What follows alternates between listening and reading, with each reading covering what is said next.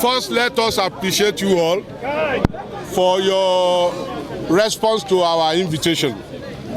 Two, you are well aware, and you also assisted greatly in the coverage of the protests of our members in the states all over the country.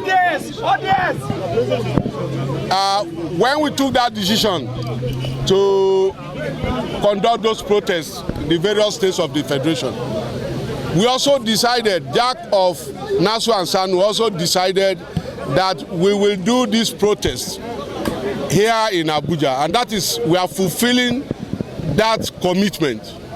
But we have had engagement with the security agencies here, and they have cooperated substantially, even though they are of the view that we shouldn't even hold this rally at all, because they felt that the FCT is insecure.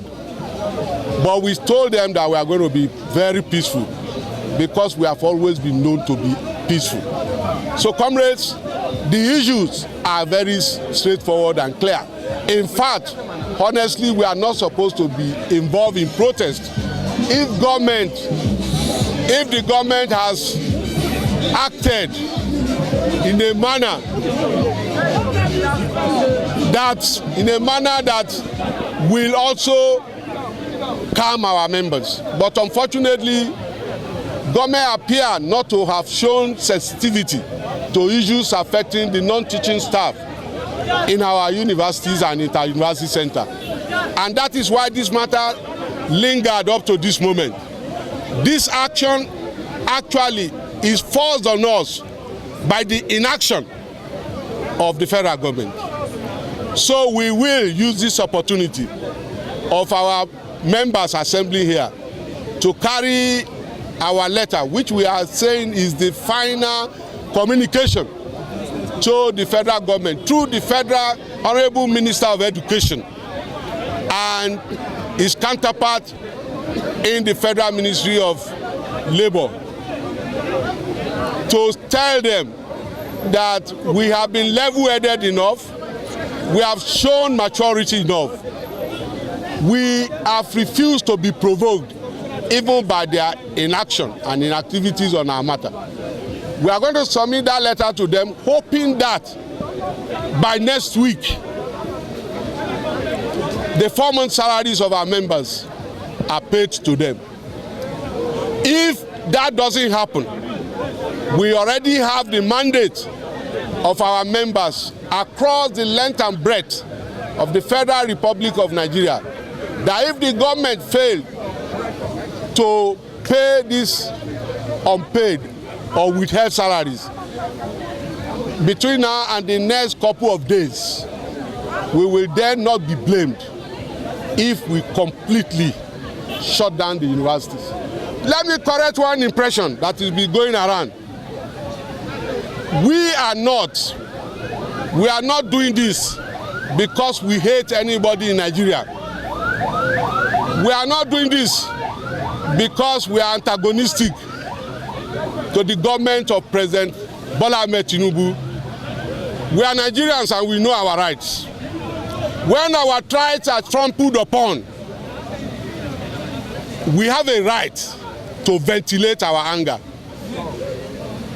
Even in a democratic setting, government is supposed to be even more sensitive to the yearnings and aspirations of the people. And we think that the president of this country that we used to know, is a Democrat. And we are using this opportunity to call on the president to act very decisively on this matter, because he told us that in this government there will be no strike in the universities.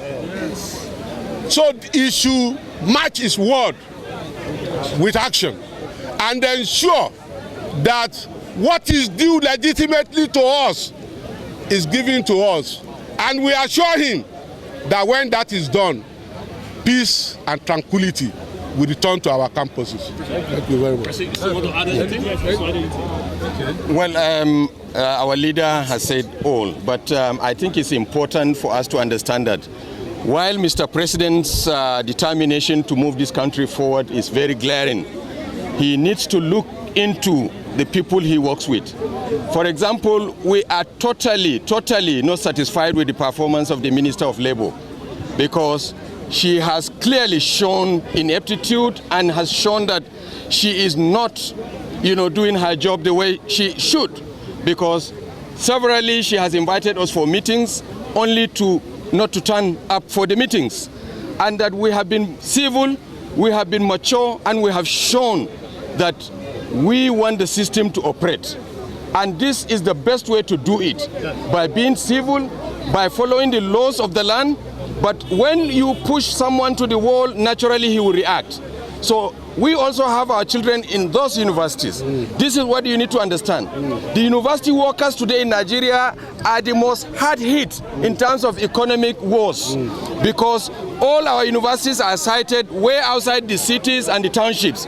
So to commute itself from their houses to the offices is an issue, and transportation is not there. Monies have been withheld, and that our workers are finding it very difficult to survive within the system. So in the interest of peace, tranquility and development, whoever that is keeping his knee on our necks should take it off before we shut down the system. Thank you.